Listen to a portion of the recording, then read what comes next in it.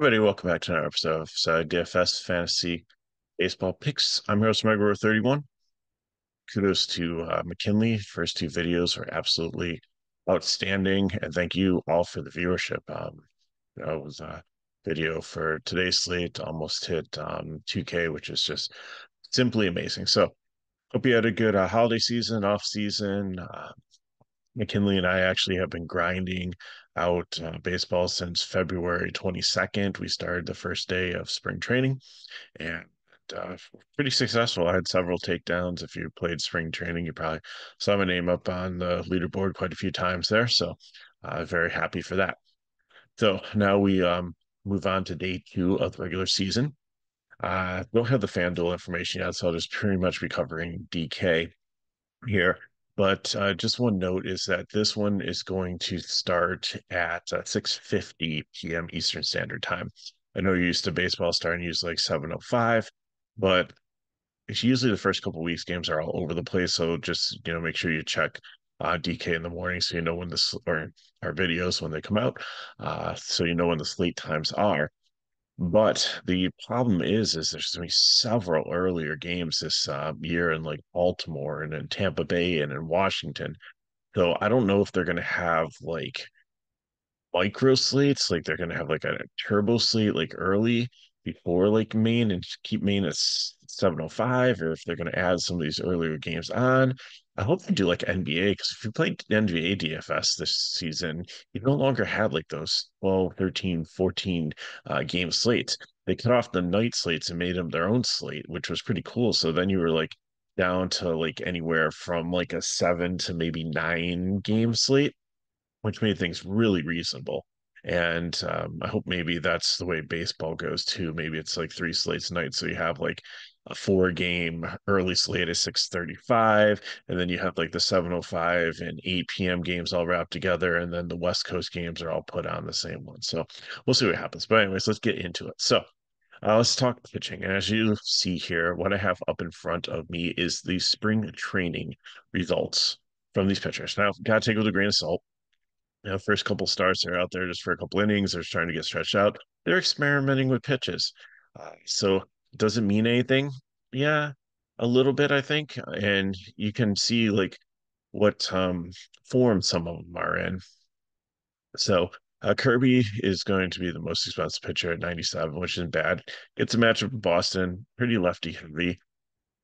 Usually they roll out the lineup against a right-hander.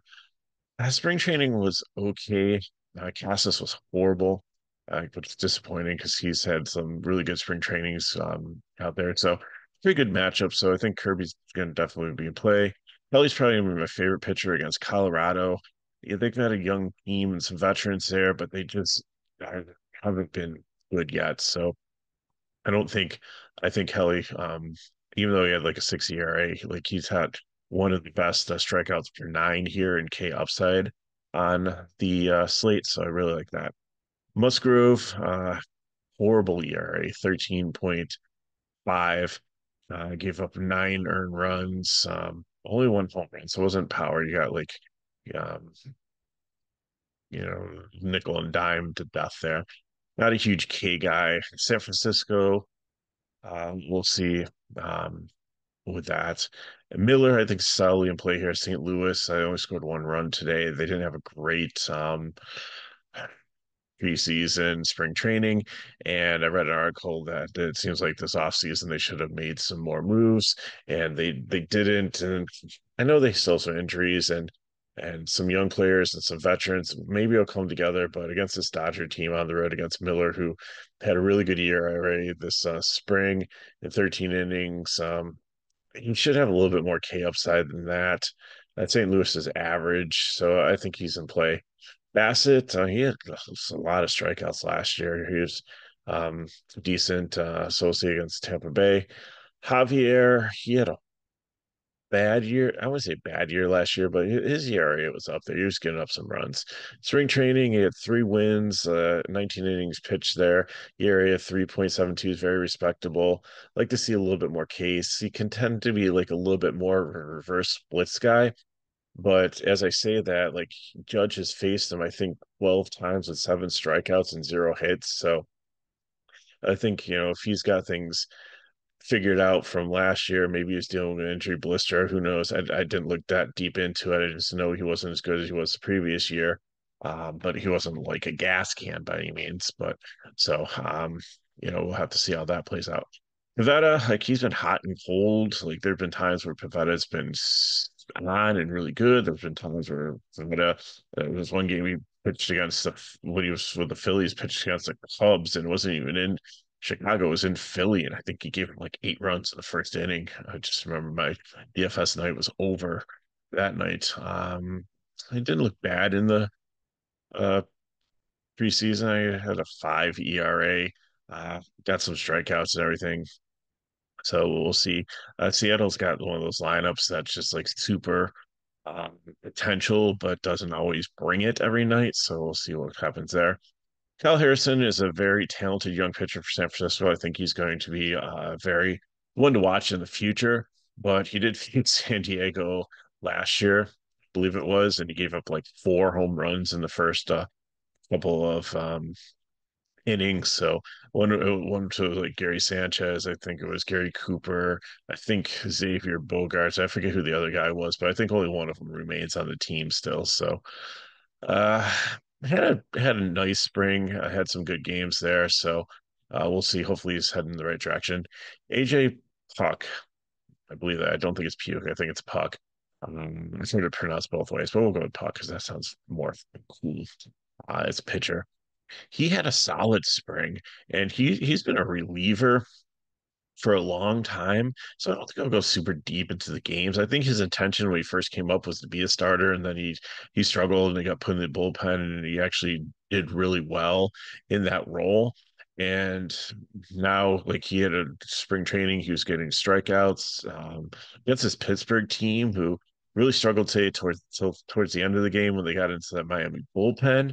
And he's a lefty, and like um, Cruz like struck out 3 times and they put the righty and he finally like hit a home run. So he's gonna struggle against lefties, and that's who they had today. And Pittsburgh really didn't fare that well.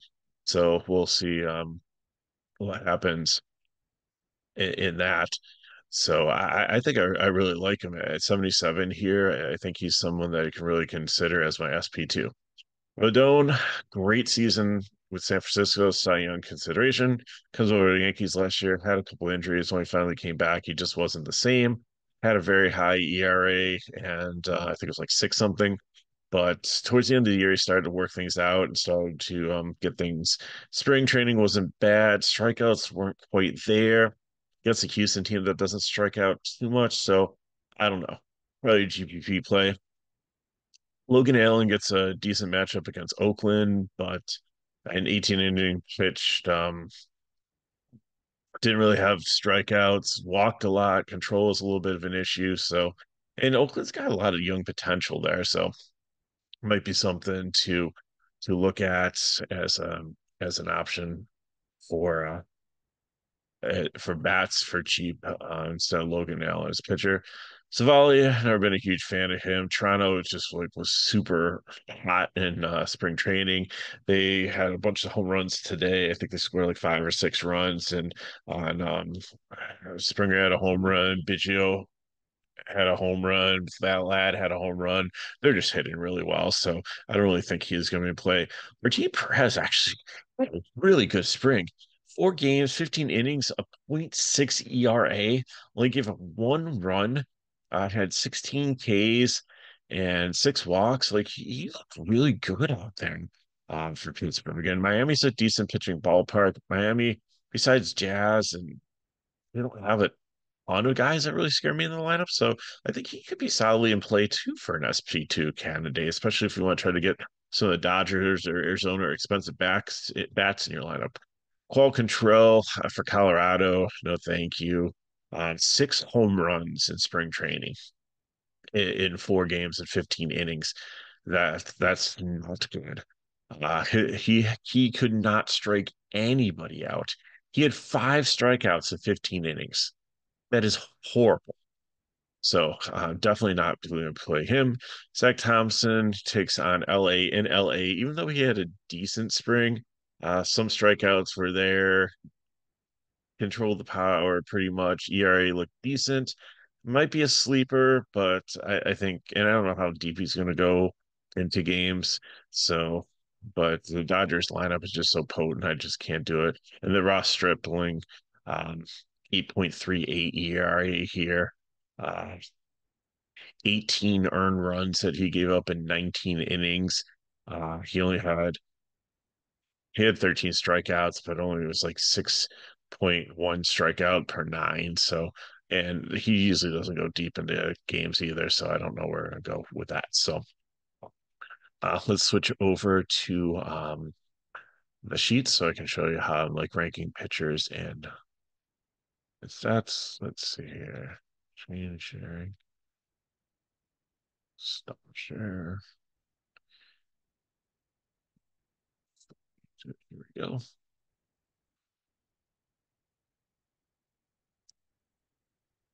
Okay. So, like I said, Kelly's probably going to be my favorite pitcher here. Looking at like weather conditions, I think we're going to be okay most of the places. Like Arizona's obviously in a dome. If they open up the roof or not, that can help. But um, I don't think that's going to be a huge factor. See, wind is blowing out of Minute Maid Park. I mean, that's kind of a controlled situation there too in Houston, so I don't think that's going to be a huge factor. Might be a little bit of rain in Oakland. It's about 65%. It's going to rain most of the day, but should taper off in the evening. So I think they should be able to get that game in. Um, Wind blowing across the field from right to left at 17 miles per hour. If that turns and goes out, that could be a factor. Maybe a little bit of rain in Dodger Stadium with wind blowing out 11.4 miles per hour. It seems like in these West Coast ones where wind blows like in LA and in San Francisco, it's not like when wind is in the Chicago and it really affects things. And it might be a little bit like a 48% chance of rain, but my guess is they probably get these games. And so just keep an eye on the weather for those. Everything else looks good. So Kelly, I like Miller from LA would probably be my second choice, followed by Kirby because I think Boston still does have some potential in that lineup. And Musgrove, like really not a K pitcher, and San Francisco just mixes and matches so well sometimes that it can get frustrating. But those are probably the ones I would consider if you're paying up. Bassett, I really like, had a lot of strikeouts last year. Tampa Bay has put up some runs, but they don't have Wander Franco anymore. Low or Lau or whoever I believe the first baseman is out injured. They've got some young guys who got a lot of potential, but just haven't caught on yet. So I think Bassett can have it, and the offense should help carry him there too. Harrison, hence San Diego, like they got rid of Soto, they brought some other guys in, and they look good out, and they put up a lot of runs in Korea, and maybe just the ballpark or the situation or everything, being like the first games or like travel. I mean, there's so many factors that could have went into that, but I think that they'll have a decent offense this year. They've got, they want to keep Tatis and some of the other uh, players together there, and they did really well with like the trades that they made. So hopefully they'll be able to do better than they did underperforming with all the uh, money that they spent in previous years. But I don't know. So Harrison's interesting in GPP. Javier, like I said, against the Yankees, if he's going to have a better season, you got to remember he's kind of a reverse splits guy. So the Yankees righties, I wouldn't right, but again, he's own Judge and Stanton strikes out. So I mean, there's like two guys right there that could be a lot of Ks for him. So he's in play, and then Pavetta again, he's hot or cold. Don't know which one you're going to get. So that's why I think like these ones here, like Bassett's solid, Harrison, Javier, and Pavetta be GPPs. Uh, Puck, I really like. I think he's probably going to be my, as you can see on the board there, my cash SP2. Perez, I think I like also, but I'd probably play him more in a GPP. Allen and Rodon potential, but I think you're really getting into.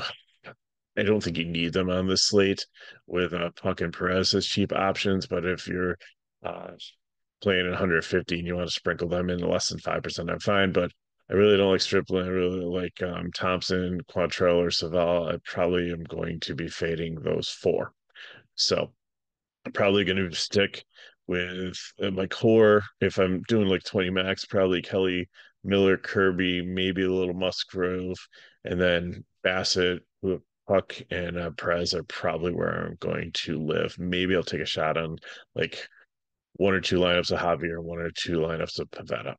So Arizona, I feel is going to be a top stack. It should be the Dodgers, but the Dodgers are so expensive, and they're against a lefty, so the right-handed batters do make it a little bit more um, able. So when I built my lineup, I put in uh, Arizona as the primary stack. I want Carroll, I want Marte, and then I throw, and then you can figure like if you want to fill in the rest with those players or go on off. So like catcher, he could go Moreno there, but Diaz I think is about like he actually went down. He's 2,900. He plays for Houston. He's got the he's up against Rodon, a lefty, so I think he's probably one of the best point per dollar plays at that position.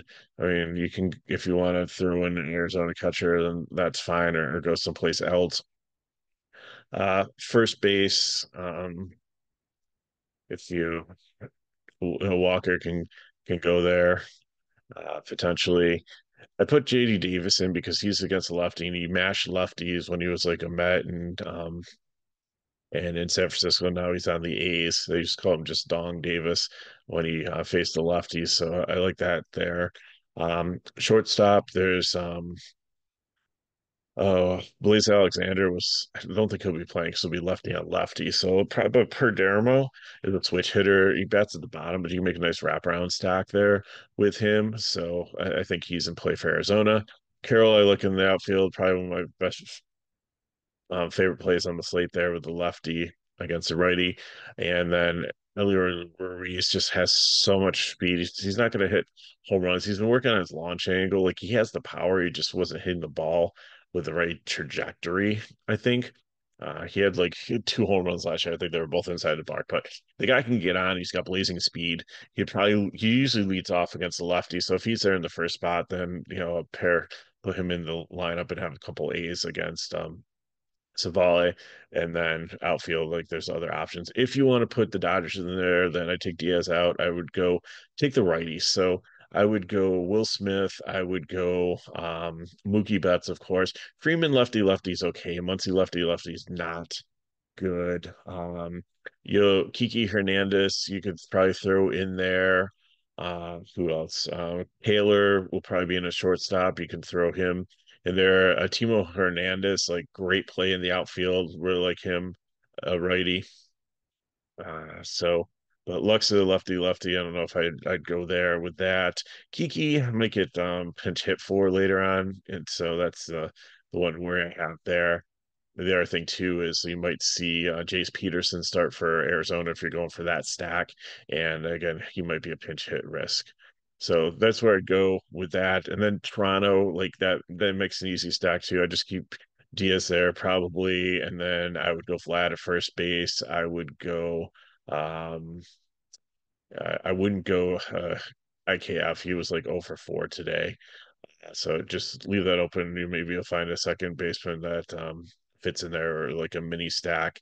Definitely a third base. I go Bichette, and then Springer and Varsho had like a ton of stolen bases in the off season. So definitely probably put him in the outfield for that. For GPP, if the weather does is going to cooperate, then definitely give me Cleveland. I debated with McKinley as we were building the lines for later tonight. Like I built the FanDuel one and I went with Boston over Cleveland because Cleveland was just so unimpressive last year. They really didn't have much power. They really just were anemic in offense and they really didn't change the team up that much to like really add to it to like make it better this year. No, I mean like, both nailers are up now and like have more experience and Brennan and Jimenez had a bunch of stolen bases and uh the spring training. So I really like with Bassett and Perez, you can get some Padres and Cleveland in a nice stack here. So the core would be Naylor at first base, Jimenez at second base, Jose Maria. Ramirez at third base. Xander Bogart, like I said, he already has like some home runs and does has hit pretty well against Harrison. And then Quan, the lefty leading off with some speed, is probably where I want to go there. I don't have the FanDuel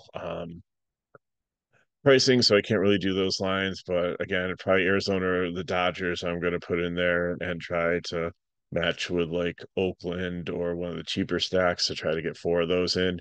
And then I'll probably try to do Cleveland, San Diego again in GPP, the same thing. So that's what I got for you. So again, just check the weather on the Dodger game in San Diego. Other than that, it should be good. So appreciate you watching. If you have any questions, you put them in the chat below. Or hit me up at MegaRotor31 on X or formerly Twitter. If you want more information on FSi DFS, you can go into the description of the video, and there's a link to our Discord where you can go see our pricing. You might be surprised we are actually pretty cheap for what we the packages that we offer for help. Again, we're not trying to get rich. We're trying to help you, but we do need to make a little bit of revenue to keep the lights on and pay for some of our expenses at the company. And if these videos help you, then please like, subscribe to our channel. We've had over 100 subscriptions between my NASCAR videos and McKinley's baseball video and some of the other videos we've done this week. So it's just been awesome to see the new people joining our family. And the advantage of them is that you can set the thing notifications so you know when our videos come out. For baseball, we're going to try to do most of the weekdays and hopefully on Saturdays. We probably won't have Sundays just because McKinley are super busy in the morning with responsibilities that we have. It's very hard to get, and there's not a lot of information on Sunday mornings to get out. So, uh, but we will try to have videos at least 5 to maybe 6 days a week. So, appreciate you watching. And again, if these videos help, like, subscribe to our channel, share with friends. So, good luck in your contest. Exciting to have baseball back, and hopefully, I know it's going to be a long grind this season, but we're going to be here to help you along the way, and hopefully you'll have many green screens to show for it. So thanks for watching. Mega Ruler 31. See you next time.